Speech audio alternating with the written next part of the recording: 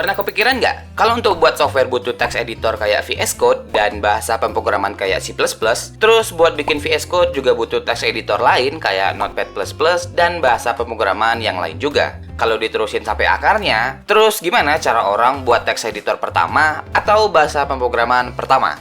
Jadi, ini adalah Bootstrap.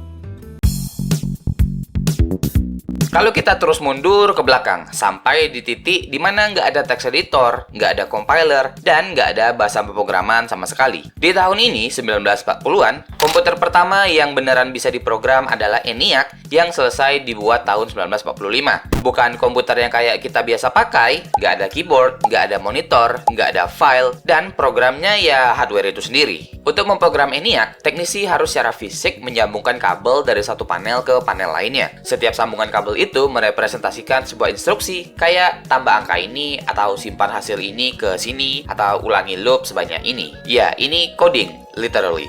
Bayangin misalnya mau bikin kalkulator, tapi setiap kali waktu mau ganti dari penjumlahan ke pengurangan, kamu harus buka casingnya, terus cabut kabelnya tadi, sambungin ulang ke titik yang berbeda, lalu ditutup lagi, lalu nyalain lagi. Baru dihitung, which is ribet banget.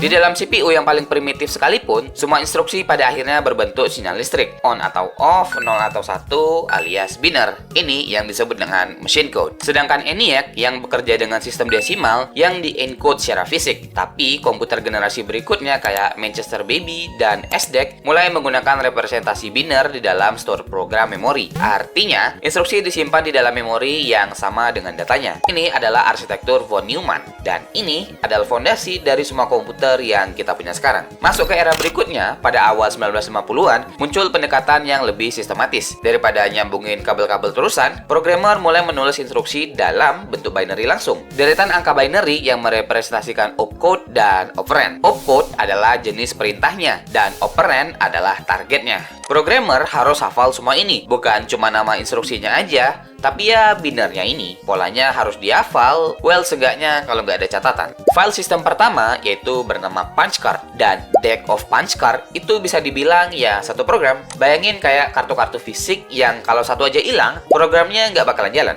Kita bisa copy programnya dengan menduplikasi decknya, atau bisa diedit dengan mengganti pola kartu tertentu. Tapi, kalau misal satu deck punch card ini jatuh, terus buyar, dan ada sebagian yang rusak, programnya corrupt, literally. Kartu-kartunya berhamburan, urutannya jadi kacau, dan nggak ada metadata yang bilang urutannya bener. Itulah kenapa dulu programmer harus nulis nomor urut di sisi kartu pakai spidol, biar ya nggak bingung aja urutannya. Sekitar tahun 1949 sampai 1952, beberapa programmer punya ide yang sederhana tapi revolusioner. Gimana kalau kita buat program yang bisa menerjemahkan kata-kata manusia menjadi binary? Dan jadilah assembler. Dan bahasa yang bisa dibaca oleh assembler adalah assembly language. Jadi daripada senam 10 jari nulis 010101, programmer sekarang bisa nulis kayak gini. Ya, walaupun tetap masih susah dipahami, setidaknya jadi lebih manusiawi. Move berarti move, add berarti add, dan label-label ini disebut dengan mnemonics, singkatan yang bisa diingat manusia. Assemblernya sendiri adalah program yang ditulis dalam binary murni, ya 0101 itu. Programmer secara manual, secara brutal, secara penuh niat, dan dedikasi. Untuk bikin program pertama itu pakai machine code. Dan program pertama itu tugasnya cuma satu, yaitu membaca assembly terus diubah jadi binary. Ini adalah pertama kalinya dalam sejarah sebuah mesin membantu manusia menulis instruksi untuk mesin itu sendiri. Assembly language itu sifatnya one-to-one dengan machine code. Artinya, setiap instruksi assembly punya representasi biner yang persis. Ini berbeda sama bahasa high level kayak JavaScript atau Python, di mana satu baris kode aja bisa menghasilkan puluhan instruksi mesin. Karena itu, assembly dianggap bahasa low level, artinya dekat sama hardware. Assembly itu hebat. Kamu bisa bikin semua hal yang ada di komputer pakai assembly. Tapi masalahnya, assembly itu terikat pada arsitektur hardware-nya. Kode assembly nggak bisa jalan di komputer lain selain IBM 701. Ini tuh karena setiap mesin punya set instruksi atau ISA mereka sendiri-sendiri. Sedangkan bahasa pemrograman high level punya penerjemah atau runtime untuk menyesuaikan sama komputernya. Akibatnya, ini mendorong lahirnya bahasa pemrograman high level, bahasa yang cukup abstrak sehingga bisa dikompilasi ke berbagai arsitektur mesin yang berbeda. Contohnya kayak Fortran yang compilernya ditulis dalam assembly. Compiler itu membaca kode Fortran yang terlihat kayak gini, terus dikompil dan menghasilkan ratusan baris assembly secara otomatis. Ini kemajuan besar, karena satu baris kode yang lebih mudah dipahami oleh manusia bisa ditranslate jadi bahasa mesin yang super kompleks. Kemudian, ini diikuti sama bahasa pemrograman lain kayak COBOL, Lisp, dan ALGOL. Sampai pada akhirnya, C yang compilernya dibuat pakai C itu sendiri. Jadi ceritanya sebelum ada bahasa C, ada bahasa B. Sebelum ada bahasa B, ada BCPL. Sebelum BCPL, ya assembly lagi. Untuk kasus C ini disebut dengan self-hosting compiler.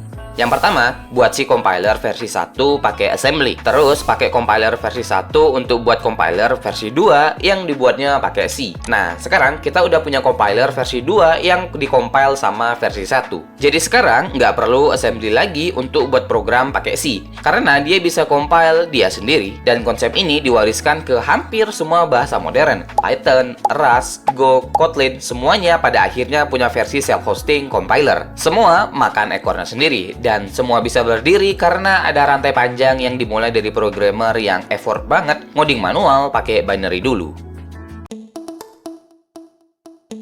Di era awal, nggak ada yang namanya text editor dalam artian modern. Programmer ngoding di komputer pakai teletype machine. Program pertama yang bisa dianggap editor muncul sekitar akhir tahun 1960-an. Saat terminal dengan layar CRT muncul dengan nama Ed yang dibuat oleh Ken Thompson.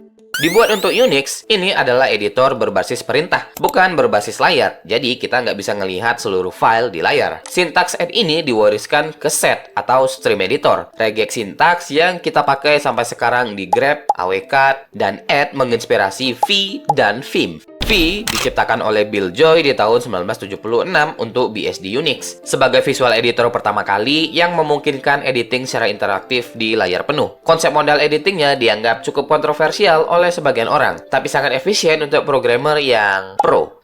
Sedangkan Vim atau vimprove dibuat oleh Bram Moolenaar pada tahun 1991. Ini adalah versi extended dari V yang sampai sekarang dipakai jutaan developer di seluruh dunia, termasuk embedded hampir di semua sistem Unix dan Linux secara default. Lalu masuk era GUI di tahun 1990-an. Muncul editor kayak Notepad, yaitu bawaan Windows yang minimalis banget. Kemudian Notepad++, TextMate, dan Sublime yang mulai membawa konsep sintaks highlighting, multiple cursor, dan plugin ekosistem ke level yang jauh lebih mainstream. Dan akhirnya di tahun 2015, Microsoft merilis Visual Studio Code, dibuat pakai TypeScript, berbasis Electron, dan open source. VS Code nggak sekedar editor, dia punya integrated terminal, Git integration, ribuan ekstensi, dan language server protocol yang memungkinkan fitur-fitur kayak autocomplete dan error detection yang hampir semua bahasa pemrograman ada. Dari Ed yang nggak punya layar, sampai VS Code yang punya AI Assistant atau AI Agent, built-in pula.